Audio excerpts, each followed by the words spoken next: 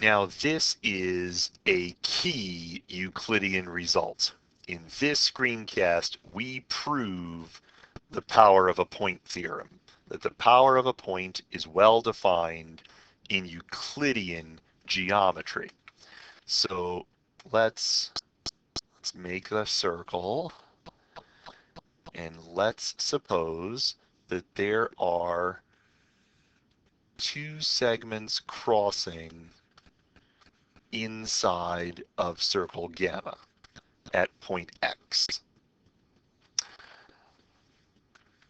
We claim that AX times BX is CX times DX. That's our claim. It's fairly straightforward to prove.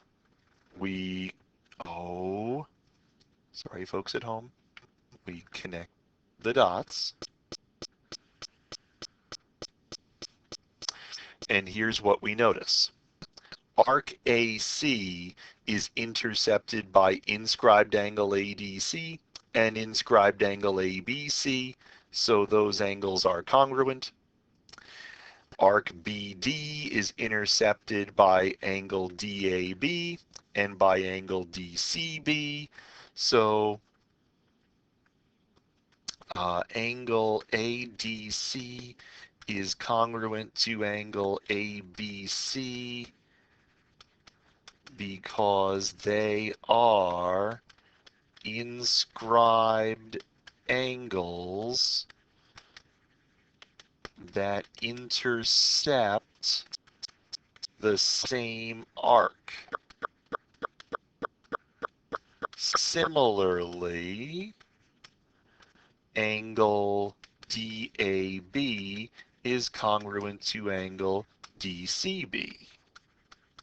Thus, triangle ADX is similar to triangle CBX by angle-angle similarity. It's a Euclidean result. Therefore,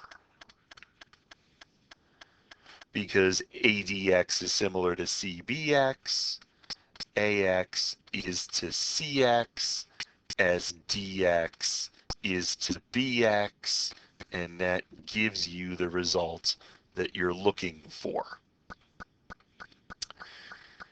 Things are also fine if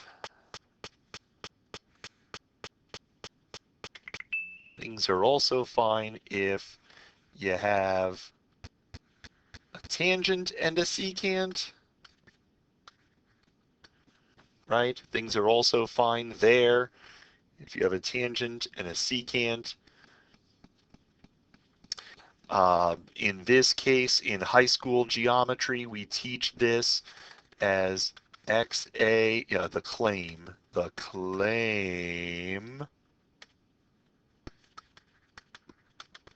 is that XA times itself is XB times XC. The outside piece times the whole thing is the outside piece times the whole thing, but the outside piece is the whole thing. That's the squared thing. This is a result that's familiar to everybody who's been through high school. So we can claim this, we can prove this. We will show that triangle XAB is similar to triangle XCA. So this gets a little tricky. Angle AXB is congruent to angle AXC because they are the same angle.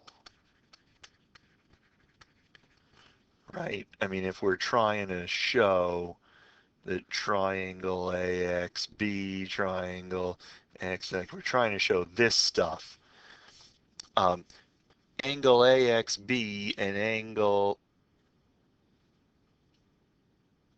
CXA should be the proper way to go here.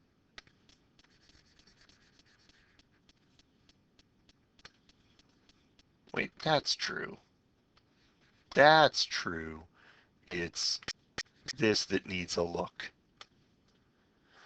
AXB, CXA. They are the same angle.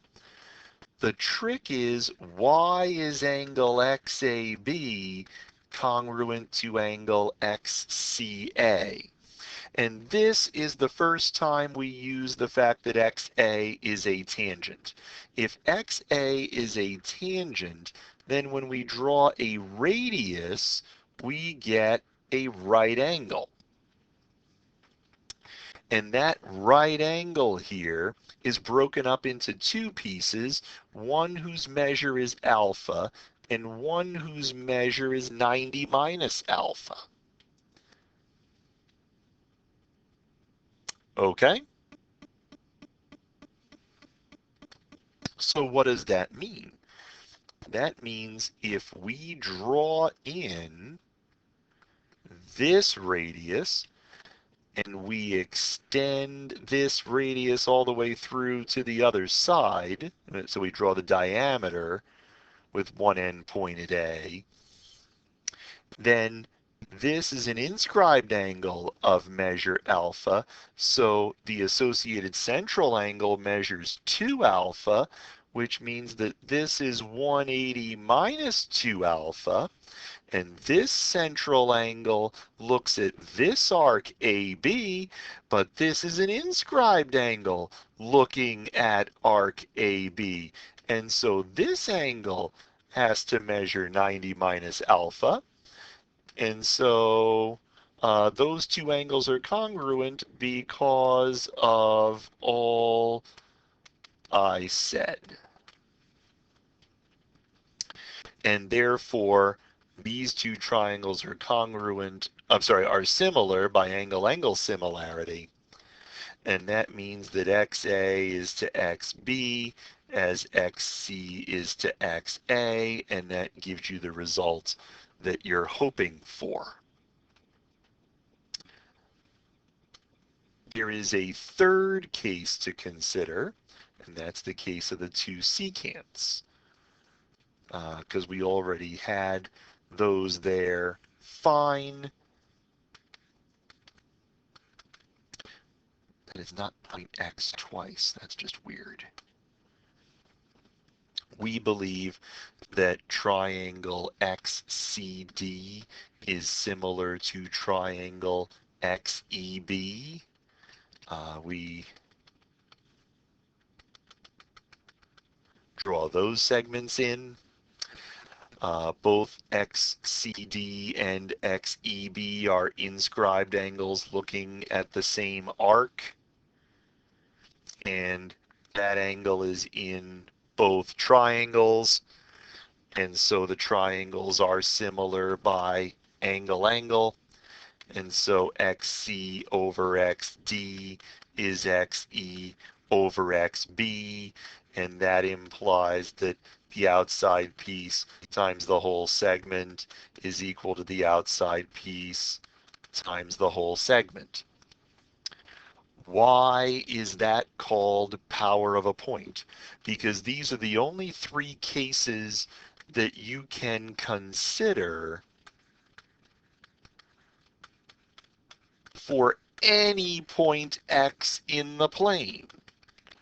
If X is any point in the plane and the line through X intersects a circle at P and Q,